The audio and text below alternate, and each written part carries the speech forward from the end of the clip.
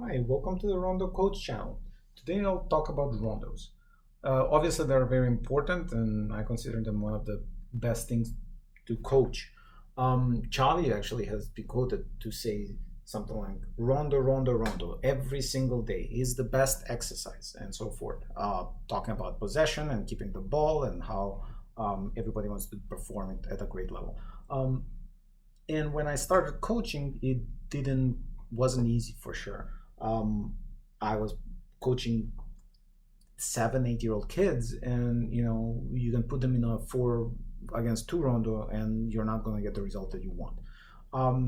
So I started scaling down to 4 against 1 and so forth, 4 against 0, and it almost looked ridiculous because at that point people will be like, well, that's not a rondo. However, let's get into it. Why even coaching rondo requires its own methodology. Why even this thing will start looking really bad maybe at the beginning, but over time it is the best exercise. And why not just people at La Masia, but virtually any soccer academy is really heavy on rondos. Before we get into it, I just want to ask you to do me a favor and like this video and subscribe to the channel. It will help me tremendously and will keep you updated whenever new videos come up. Also, if you have any comments or ideas on what to see next and what I should do in terms of next videos, just put them in the comments and I'll get back to you ASAP. So before we get into what is a rondo and how to define a rondo and how far we can get into between rondo and positional play, let's define what we're looking for drills. Why is a rondo the best drill? Well, let's define what is a good drill. What makes a drill being good? So first of all, it's very easy to recognize when a drill is bad by a coach or even by a player, and that is, if you have your players not being engaged, you can say that you have the best drill. You can say that you work so much on it, but the players have to be engaged as much as possible in order for that drill to be good. They have to try to do their best. So that's number one. So when we have a long line players, just one of them hitting the ball, the other ones are waiting in line and just chit-chatting, it's not a good drill because of that. So they have to be engaged. The second one, it has to be a game-like situation. If they're engaged, but they're just running around the field, right, in circle, kind of like a military drill, it's not good because it's not a game-like situation. I mean, I guess you can say that it's a warm-up before a game, but it's not in game. Nobody's gonna go and run outside in the outline. Okay. Now the third and one of the most important things when we are designing a drill is to understand that each drill needs to be a building block. So if you're doing a drill about passing between 2 people, we need to probably be able to scale that to understand that, well, it's not just those 2 people, there can be a third person to pass the ball to, right? So over time it's going to scale more and more into more complex things, but it has to be a building block so that the first part, right, is going to be pretty much subconscious, and it's going to go and build on and on the complexity and the quality of execution. The last part is to understand is that it has to have what we call like optimum intensity. So what you want to do is you want to have a challenge for the player.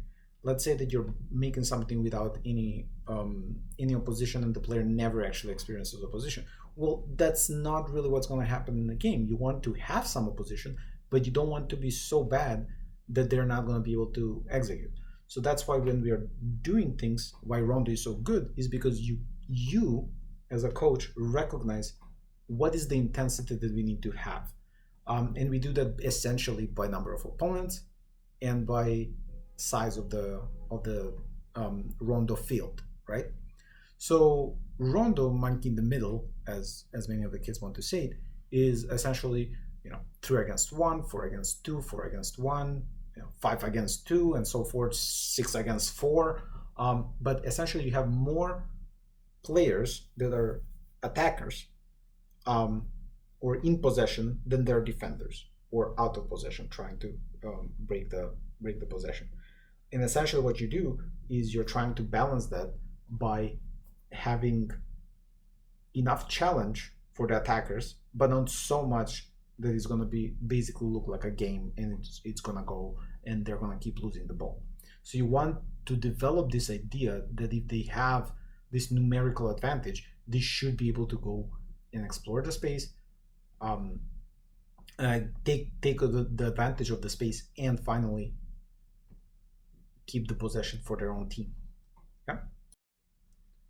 Okay, so now that we know what is Rondo, why it's so important, and how to actually make it work, it's not going to get there immediately. You're not going to be able to do 6 against 4 and things are going to look great, unless you're already working with players that have developed these skills somewhere else. So what's going to happen is that you're probably going to start with 3 against 0. And I know it looks ridiculous, because what kind of game-like environment is where you don't have any players, opponents, and there is one, and that is, very often at this age there's a build-out line. You play from the back from the keeper, they should be able to go and pass to each other, and then you look at the game, and very often they're not. So you start 3 against 0, but also one of the important things you can see that we are doing is to make them move, make the players move. You don't want them to be completely static. Now, this is not a conditioning round, that's a different story, but you're going to make them move. Then you can do that after, within 5 practices. After 5 practices, you can move, obviously, maybe even 3 to 4 against 0. And this looks a little bit better because, they actually start moving and passing, and, at least they should be able to keep it there. And then the interesting thing is that over time, you're going to go and understand that, if they're not actually trying enough, then you need to move to the next one, because they have to experience the challenge a little bit to move on. Okay, so you've done your 4 against 0, 3 against 0. So now it's time to add a little bit more intensity. The intensity is essentially a defender. Now you're starting with what I call 4 against 0.5. So you don't immediately move to 4 against 1. You go and you jump in, you're the 0.5. What you try to do is you try to add a little bit of pressure, maybe like at 50% of what a regular player at that age will be. The issue why you're not going and just putting one of the other players being a defender and tell them, oh, just do it 50% of the time, 50% pressure, is because they don't understand that. Like at this age, if they're pretty young, they will not understand what 50% means. What you're trying to do is you're trying to target something around 5 passes that are decent before increasing the intensity and finally taking the ball away. This is only for a couple of practices until they actually get into the zone of what the defender should do. Then you move to a 4 against 1. And to begin with, you're making the field pretty big, right? You're going to make it maybe like 10 yards by 10 yards, kind of like allowing them to do it, 2 touches on the ball. Over time, you're going to shrink it. You're going to make it 8 by 8 or 7 by 7, something like that, right? As long as, they get more and more intensity and more challenges. The whole point is to target to have maybe, 10 passes. If they can comfortably do 10 passes, it's time to move on. But up until then, they should be able to do at least like 5 passes maybe, to actually get proficient in this role. So now that you've done 4 against 1, most people think it's like, well, I'll just move 4 against 2, and not quite. What you're doing after 4 against 1, you're actually moving to 5 against 2.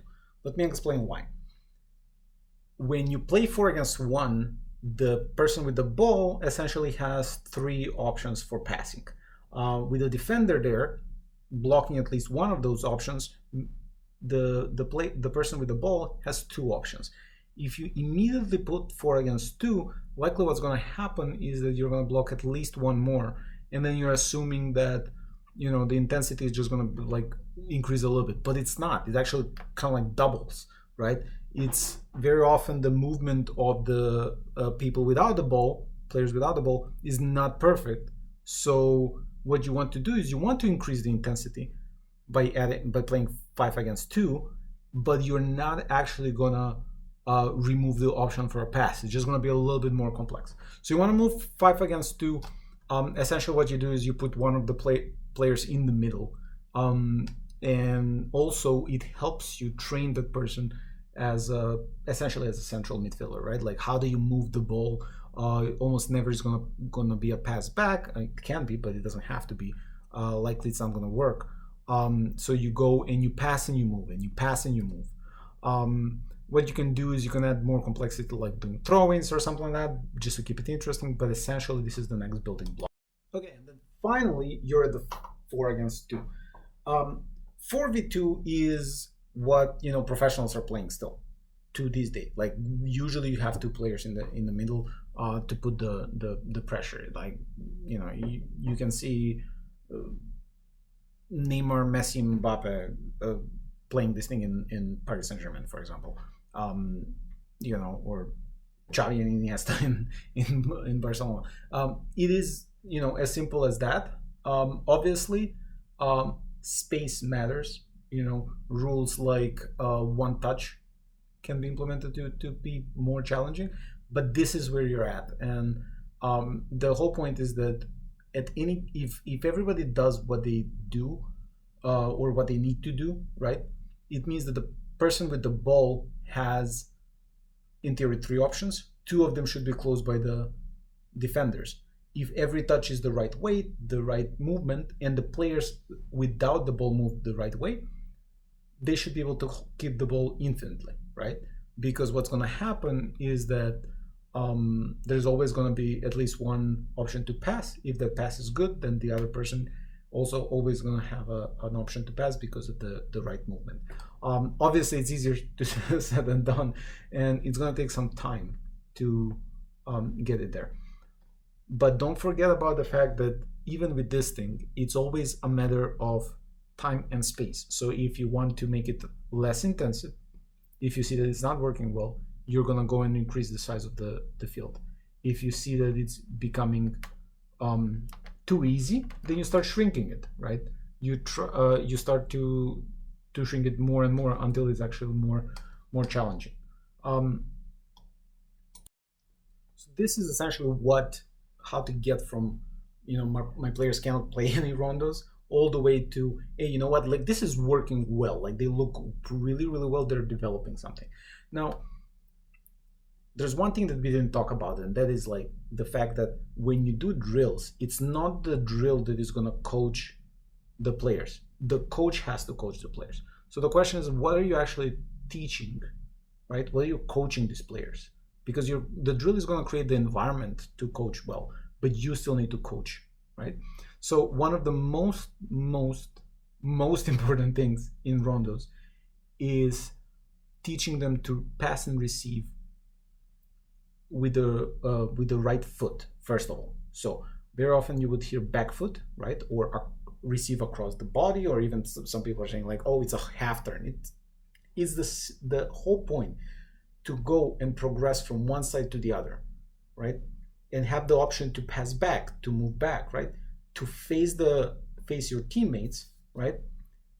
But position it in a way that you can, with one touch, with the first touch, to move into the right place. That's the whole point. It's one of those things that it's easy to explain, but then to do it consistently and subconsciously over time, it's gonna take years of practice, every day or every practice. So don't forget that it's gonna be very often you would not move, let's say, from 4 against 1 to 5 against 2.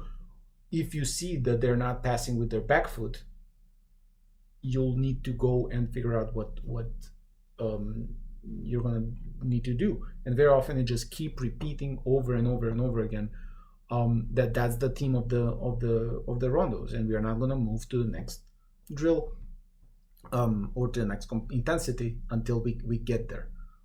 So sometimes you might even introduce a rule that, hey, you know what, I'm gonna, if you're not receiving with the back foot, is actually almost like a faulty. It's like as if you would lose the ball, right? Now there are way more complexity to this thing, and we can make games out of it. If you're a defender, if you get the ball, is that just a point for you, or is it that you take up somebody swaps with you in defense? That's like one very simple, variation of it. But there's so many of them, and that's the whole point of a rondo, is that you can, within 10 seconds, 20 seconds, you can explain the new rules, and then they immediately start playing. It's not very complicated to explain what is the next thing. So we can do conditioning rondos. Those are pretty interesting. We can do rondos with throw-ins. We can do rondos targeted for wingers or flanks. We can do so many things of how to transition from attack to defense. But that's why rondos are great. It's just that it's not one particular rondo. So this is just the intro on how rondos work, and we can get more complicated, and we will. But in the meantime, like the video, subscribe to the channel, and I'll see you in the next one.